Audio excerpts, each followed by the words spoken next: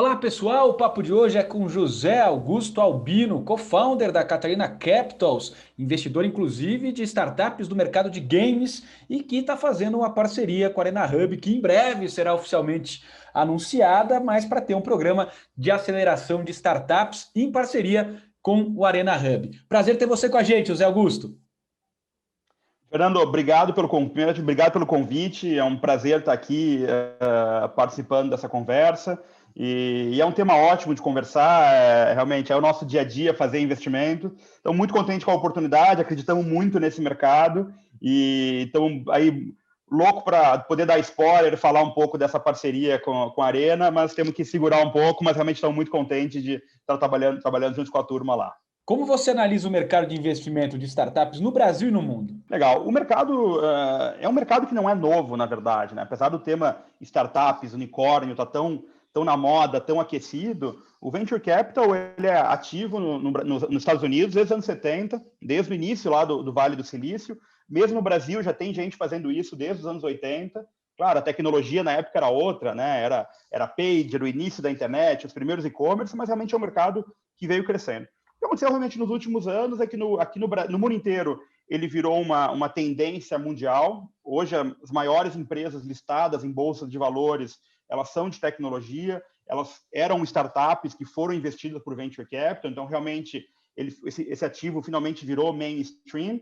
E aqui no Brasil também estamos seguindo esse caminho, né? Cada vez mais empresas boas, cada vez mais rodadas em investimentos. Então, realmente, a gente está num momento único do mercado brasileiro. Como é que você vê o mercado de Sportex no Brasil? Se tivesse que comparar com algum outro segmento, um momento de mercado, com qual você compararia? Olha, é difícil comparar, agora tu me pegou de surpresa, mas é um mercado que, vamos lá, primeiro ponto, o que um fundo olha, o que nós como investidores olhamos, né? O primeiro ponto é o tamanho do mercado. O tamanho do mercado, e isso acho que não tem discussão. Se a gente olha as cifras que o mercado de esporte movimenta no mundo, seja de esportes competitivos, né, profissionais, etc., seja atividade física pessoal, seja academias, seja questão mais de wellness e saúde, que é o que gira em volta do Sport Tech, é um mercado de cifra de muitos bilhões. O Brasil acaba sendo referência, seja por a questão do futebol, naturalmente, muito relevante. O Brasil é o segundo maior mercado de academias do mundo, né? Então, o brasileiro tem o hábito de praticar exercício. A gente vive num país tropical, então é natural que se tenha essa preocupação, e é uma tendência realmente muito forte. Então, quando a gente olha isso, bom, tem um mercado gigante e um mercado que cresce. Isso é exatamente o que nós, fundos, investidores, queremos enxergar nisso. E a segunda grande oportunidade é que é um mercado muito antigo. Eu não vou dar um exemplo, mas eu tenho uma expressão que os investidores usam, que é: se o mercado ele funciona exatamente do jeito que ele funcionava na geração dos meus pais, tem uma coisa muito errada. Tem uma coisa muito errada. E são alguns mercados que acontecem isso, e o esporte como um todo acaba sendo. O que mudou na nossa experiência, com a experiência dos nossos pais em relação a ir no estádio, por exemplo? Mudou muito pouco.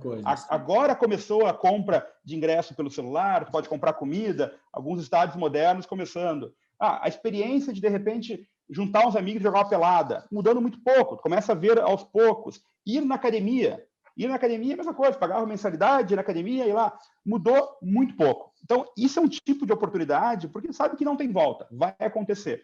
E aos poucos a gente começa a perceber, tu vai na academia, quantas pessoas estão usando o smartwatch?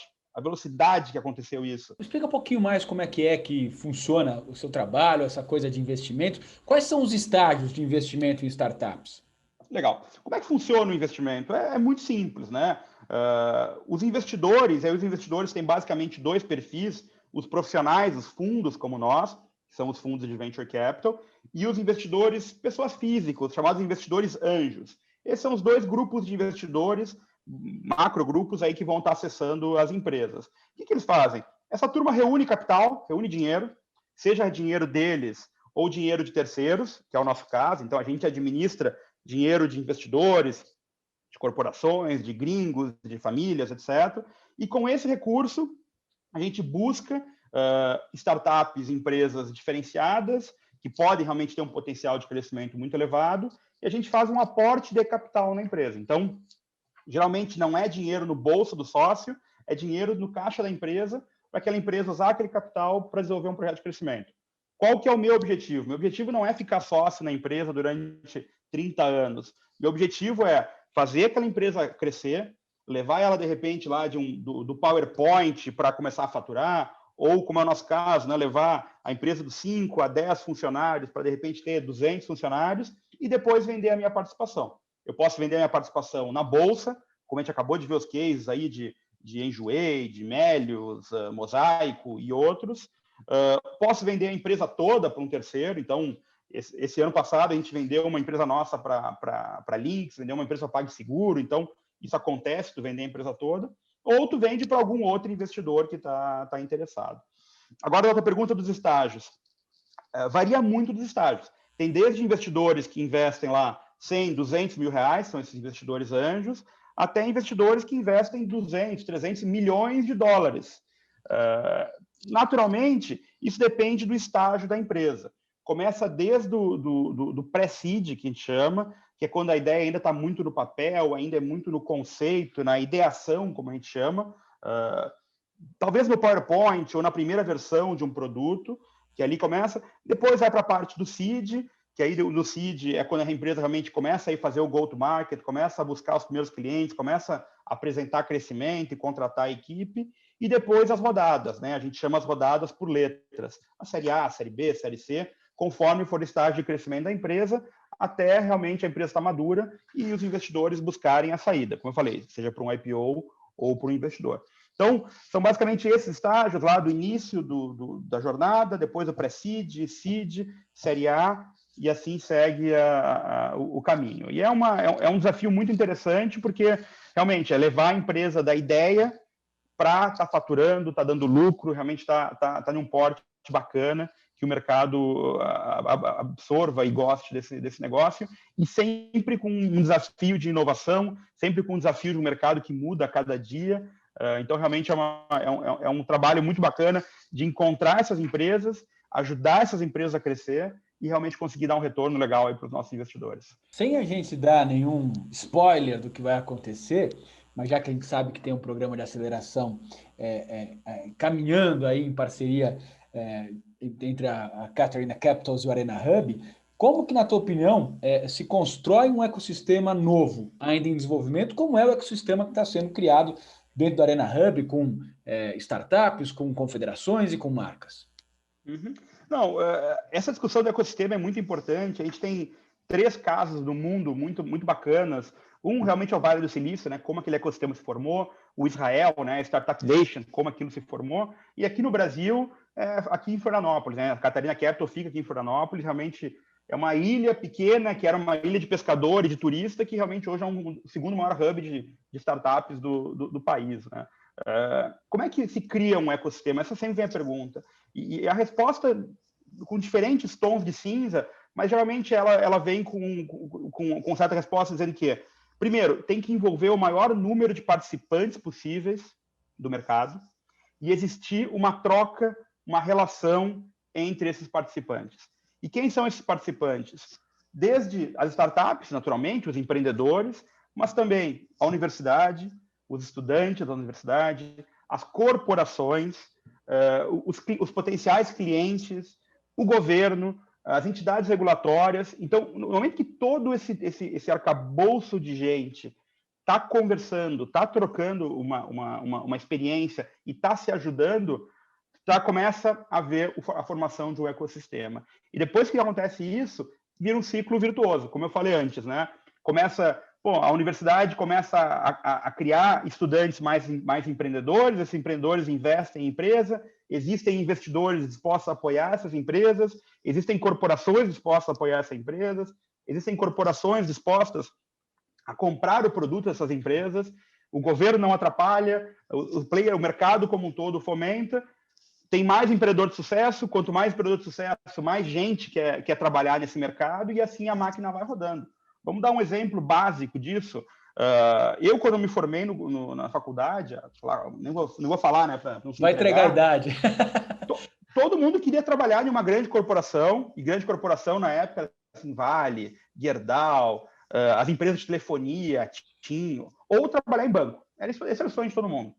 Hoje, tu fala com a geração aí de 18, 19, 20 anos, eu me arrisco a dizer que 70% quer trabalhar em uma startup. Cara, se me dissessem, assim, se eu falasse com meu pai há 20 anos atrás, pai, meu sonho é trabalhar em uma pequena empresa de tecnologia que tem um grande risco de quebrar, meu pai me matava, me deserdava, sei lá o que ele ia fazer. Vai fazer faculdade Isso para é um quê, exemplo meu do filho, né? Meu Deus, eu quero desperdiçar tempo para isso. Isso é um exemplo de uma coisa pequena, de uma formação de um ecossistema e do ciclo virtuoso. Porque vai ter cada vez mais bons profissionais, mais gente das melhores universidades querendo trabalhar nessas empresas. Quem trabalha em uma startup tem predisposição a fundar uma startup. E por quê? Porque esses caras viram os cases dando certo, viram gente que ganhou dinheiro fazendo isso, e a máquina vai rodando. Então, esse que é um ponto muito importante. No caso do Sporttech, eu acho que, primeiro, a gente tem que fazer esses mundos conversarem, o mundo tradicional do mundo digital, né? Como eu comentei, ainda é um setor que está muito distante, a experiência ainda é a mesma de 20, 30 anos atrás. Tem que todo mundo começar a enxergar que é um caminho sem volta, todo mundo tem que começar, que a gente brinca, implodir as pontes e só andar para frente, né? Seguir só o caminho adiante. Então, envolver esses participantes de mercado, sejam confederações esportivas, clubes, as emissoras que transmitem o esporte, tem que trazer as corporações, e nesse mundo corporação vai desde um varejista até os próprios clubes, como fabricantes, como as emissoras, geradores de conteúdo e de tudo isso.